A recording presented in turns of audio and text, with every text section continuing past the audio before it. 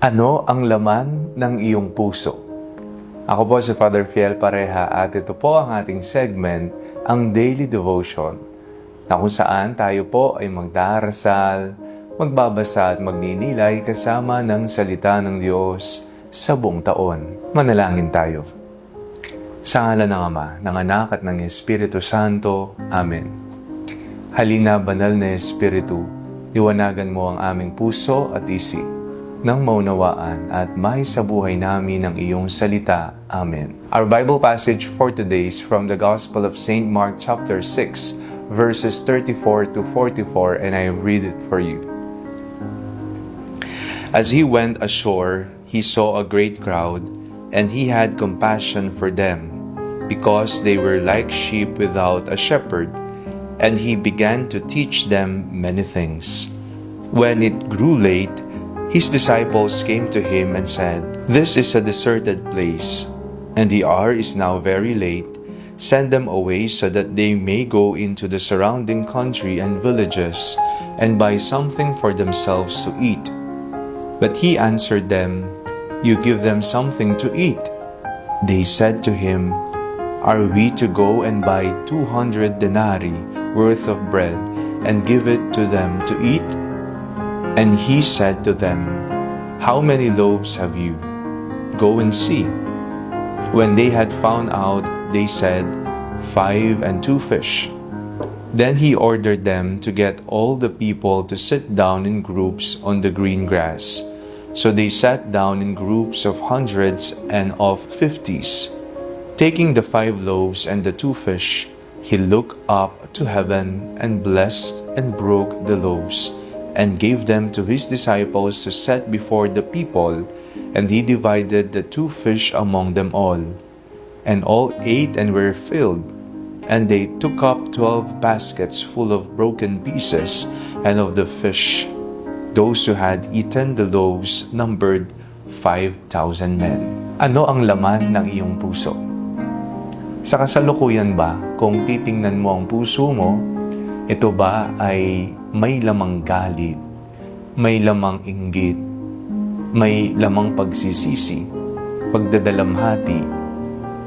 Ang laman ba ng puso mo ay pagmamahal, awa, kabutihan, o kung ano paman ang nilalaman ng puso mo ngayon, maaari mong obserbahin ang iyong karanasan araw-araw, sapagkat kung ano ang laman ng ating puso ay siyang ating ipinapakita sa ating pakikitungo sa ating kapwa. Ikaw ba'y palaging mainitin ang ulo? Ikaw ba'y palaging bisit na bisit sa iba? Ikaw ba'y palaging malumanay? Ikaw ba'y palaging palamura? Agad-agad nagagalit? Kung ano ang laman ng puso, siyang bukang bibig, siyang ipinapakita at inaasal sa ating kapwa. Sa ating pong binasang Ebanghelyo, napakinggan po natin ang laman ng puso ni Jesus. Ano ang laman ng puso ni Jesus? Ito'y awa. Maraming tao ang sumasama kay Jesus sa kanyang pagsisilbi, sa kanyang pangangaral, sa kanyang paghilom sa mga may sakit at mga inaalihan ng demonyo. At dahil nga tuwang-tuwa ang mga tao sa pangangaral ni Jesus at sa mga nakikita nilang mga kababalaghan na ginagawa ni Jesus, nariyan na sila'y pagod na, sila ay gutom na, at ayaw ni Jesus na pauin silang gutom or pagod. Sabi ng mga alagad, saan tayo kukuha ng maraming pera para pakainin ang mga ito? Pauwiin nyo na po sila para makahanap sila ng pagkain nila sa mga karatig bayan o bansa. Ngunit sabi ng Panginoon, hindi. Pakainin natin sila. Ano ang meron kayo? 5 piraso ng tinapay at 2 piraso ng isda. At lahat ay nakakain. Ang sabi ng Ebanghelyo, 5,000 katao ang kumain at may natira pa. Ang laman ng puso ni Jesus ay awa.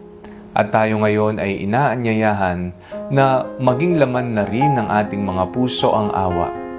Kung papaanong tayo ay kinaawaan ng Diyos, Nawa ang awang ito na nasa puso natin, na naranasan natin kay Jesus, ay maipakita natin sa ibang tao rin.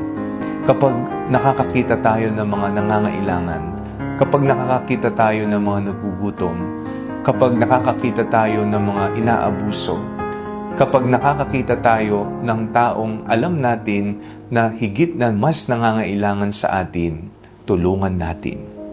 Yan ang puso ni Jesus at yan din ang imbitasyon na maging laman din ng ating mga puso.